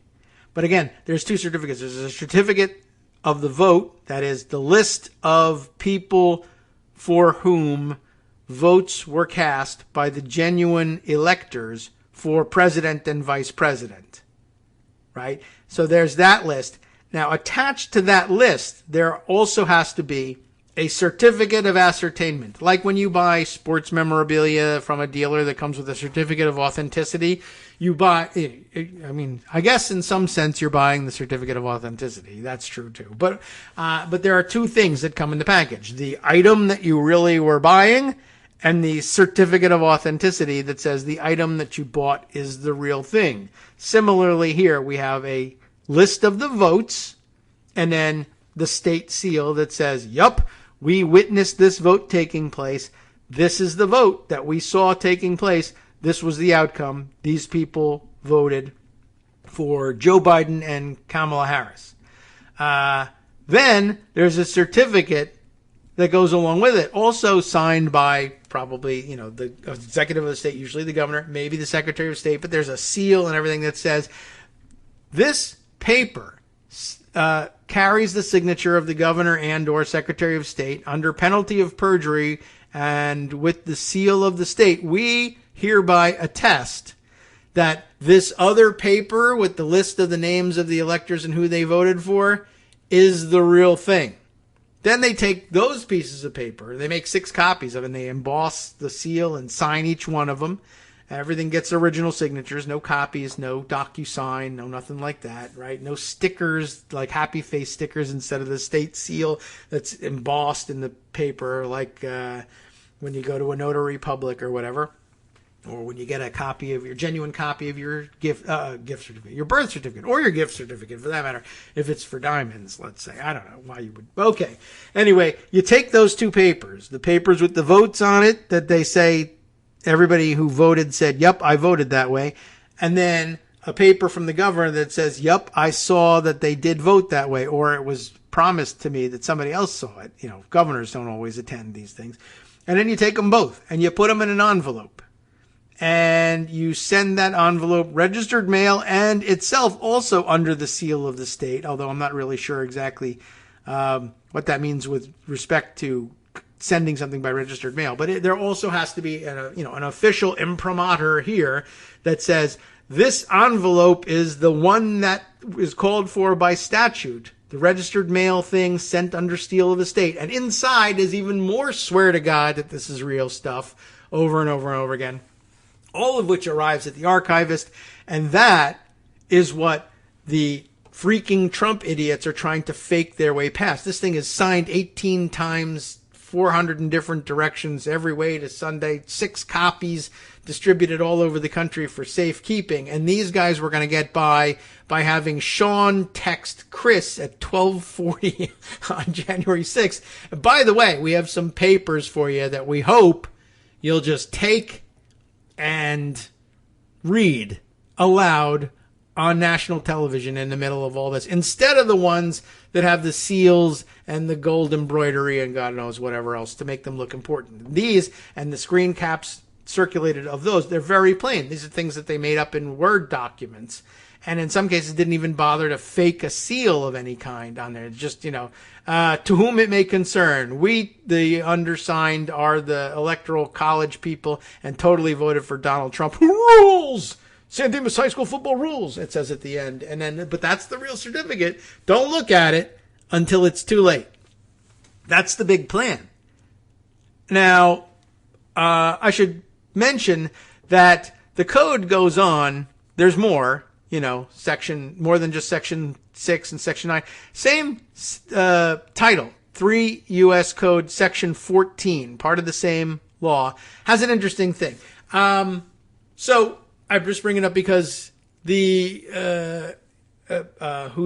Johnson's chief of staff is telling Pence's staffer, I don't know what level staffer, that these are the real thing, that we have the certificates. They just didn't make it to, although he does say they're alternative ones, but he doesn't say fake, but alternative slates that didn't get to the archivist, but they did get to the archivist, so that's a lie. But if he's either lying, or I guess another possibility somehow is he's been led to believe that they didn't make it to the archivist, even though they did. It could be that he's not lying. He may have no knowledge of whether or not they made it to the archivist. We'll give him the benefit of the doubt there. So another thing he could be doing, though, is believing that they are worthy of deliverance to both the archivist and the vice president, worthy of consideration on the floor, and that they somehow haven't yet made it to the vice president.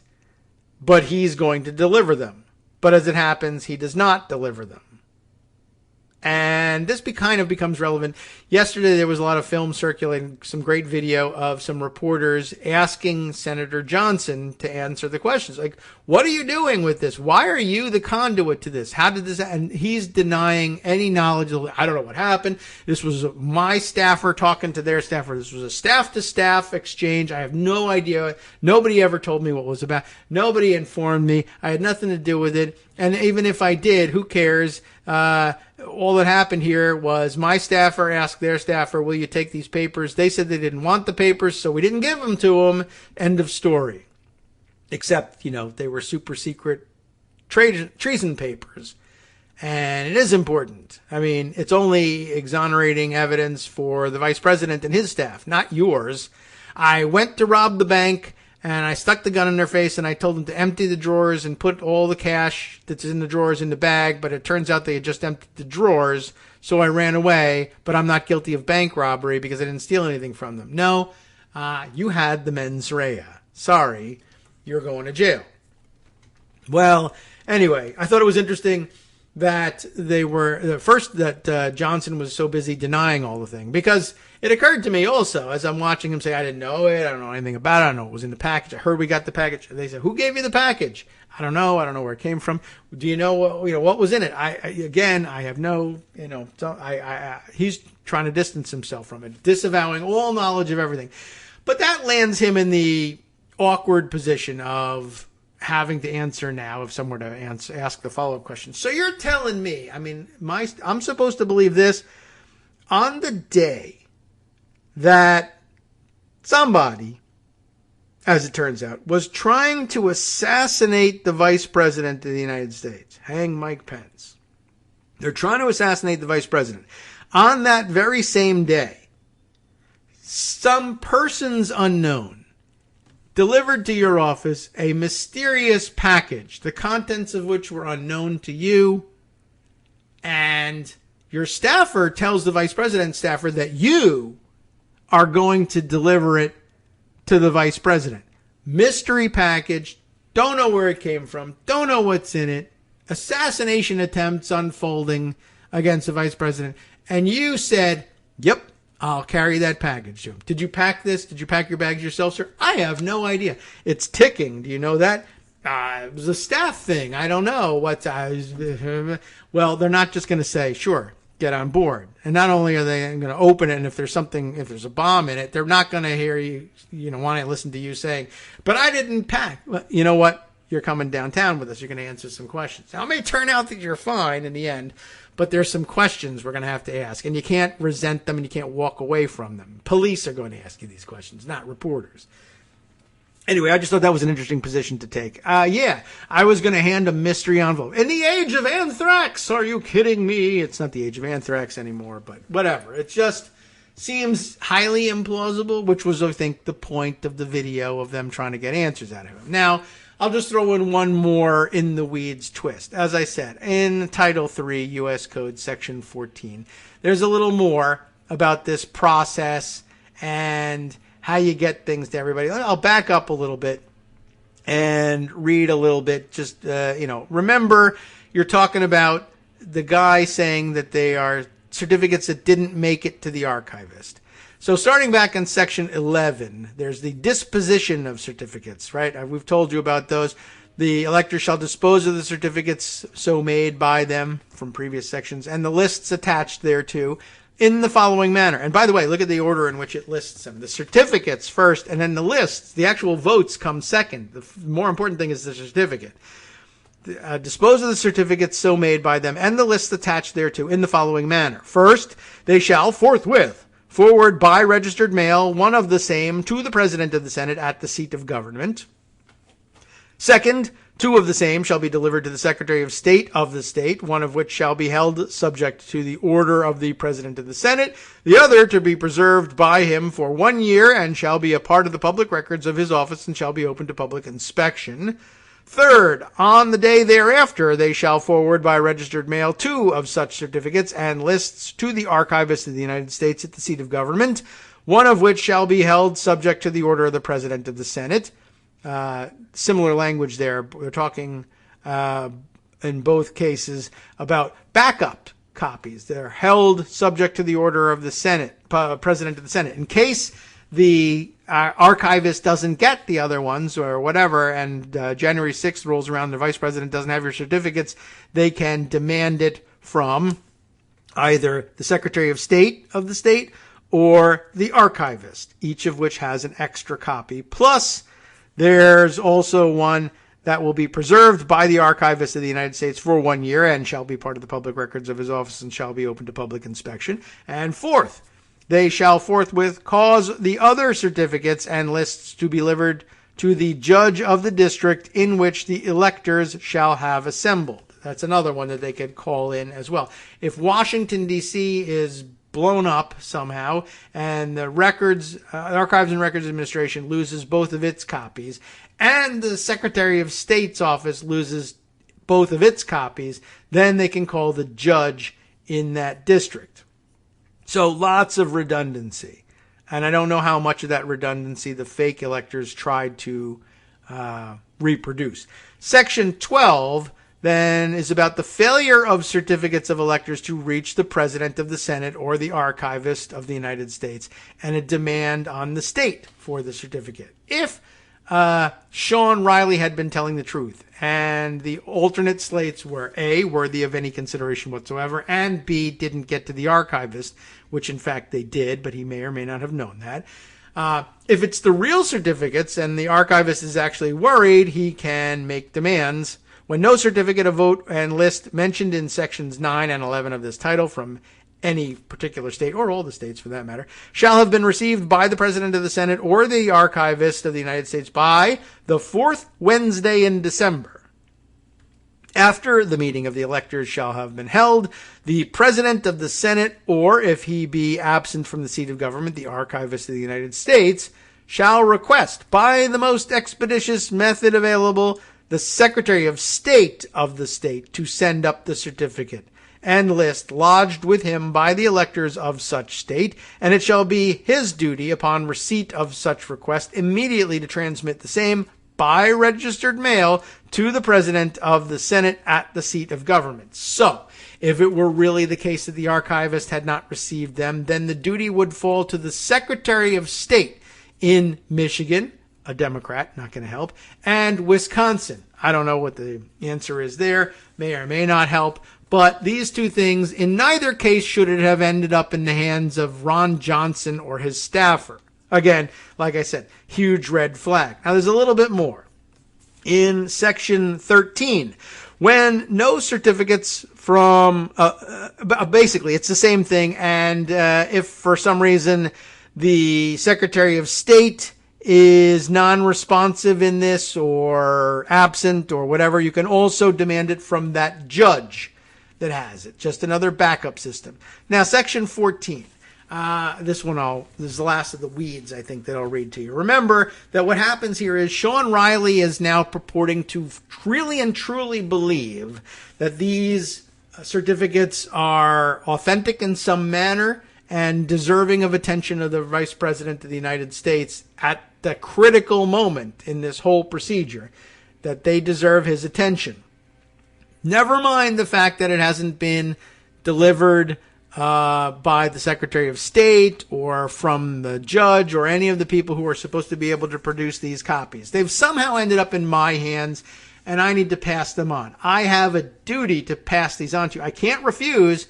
It's my duty because I believe these things. If I genuinely believe that they really need to be in your hands, right? The mens rea is missing entirely.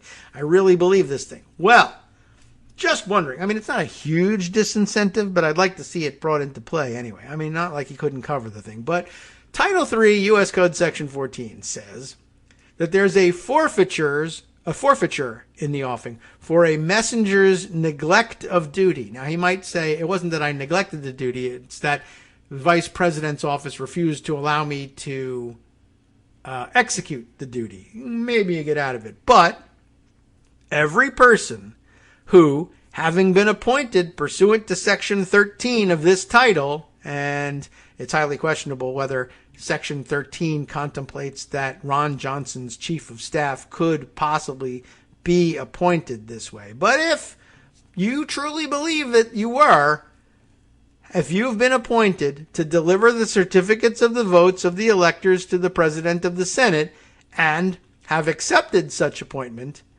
and yet you then neglect to perform the services required from you, you shall forfeit the sum of $1,000. Well, that's something. I mean, $1,000 is a lot of money, and certainly, with deep pocket, dark money donors, somebody could cover the bill for the guy. But I do wonder whether you might be able to convince them to say something different. Now, you believe that these were the real certificates that definitely had to be in the hands of the Vice President, right? You're saying, and you're sticking to that story so that we can't assign to you the mens rea required by XYZ statute that would otherwise have you being prosecuted for fraud here. Some kind of fraud, right? Pretending these things are real. Oh, yeah, I absolutely believe that the election was stolen and it was my patriotic duty to deliver these documents. But you didn't deliver them. No. Why didn't you deliver them? Well, the Vice President wouldn't let me. Well, what efforts did you make to do this? Because I just want to remind you that federal law requires that you make, a significant effort. You do whatever it takes to execute this duty that you said you believed had devolved to you somehow, despite the fact that the statute gives the duty to almost everybody in the world except you.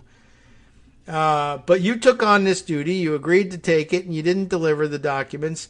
You should be facing a fine of $1,000. Are you sure you want to stick with your story that you thought these things were genuine and that you really had accepted a duty to deliver these things? Well, when you put it that way, although, I guess it should be $100,000 now, because come on. I don't know why it's stuck at $1,000. This is from, by the way, it was written in June of 1948. Surely $1,000 fine was a much bigger deal then. And surely nobody ever thought that we would need to update this thing at any point, because who would neglect this duty? It's never even going to really fall to anybody anyway.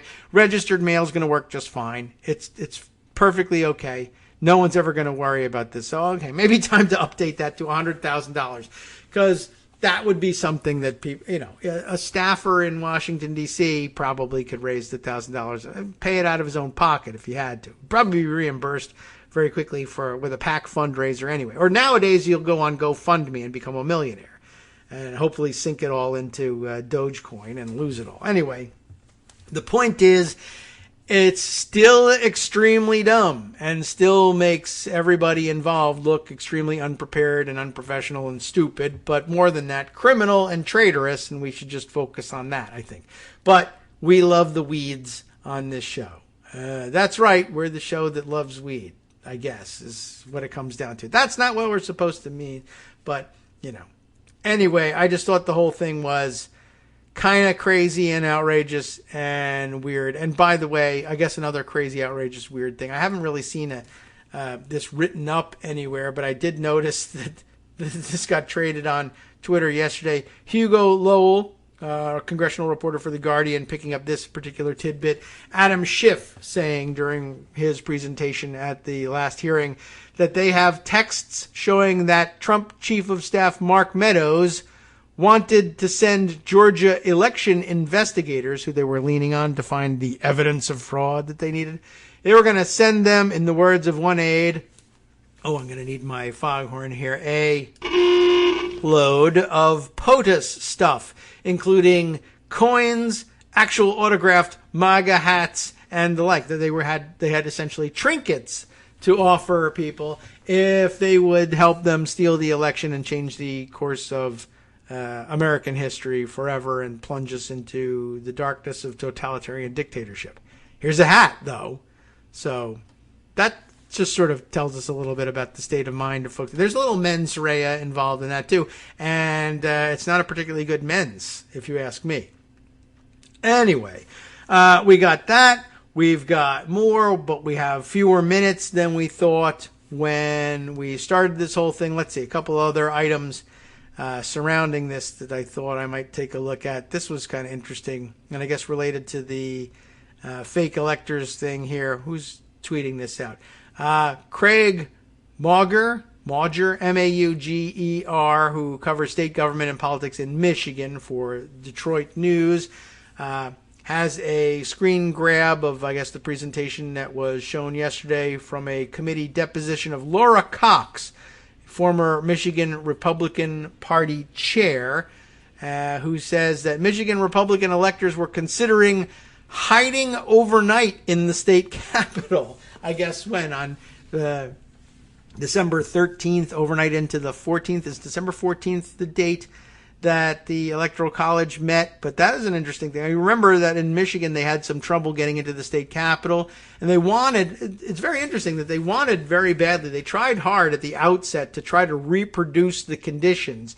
I guess somebody maybe had read the statutes about what makes for an official Electoral College certificate, and they tried their best to emulate the same system, even though later Sean Riley lied and said that they didn't.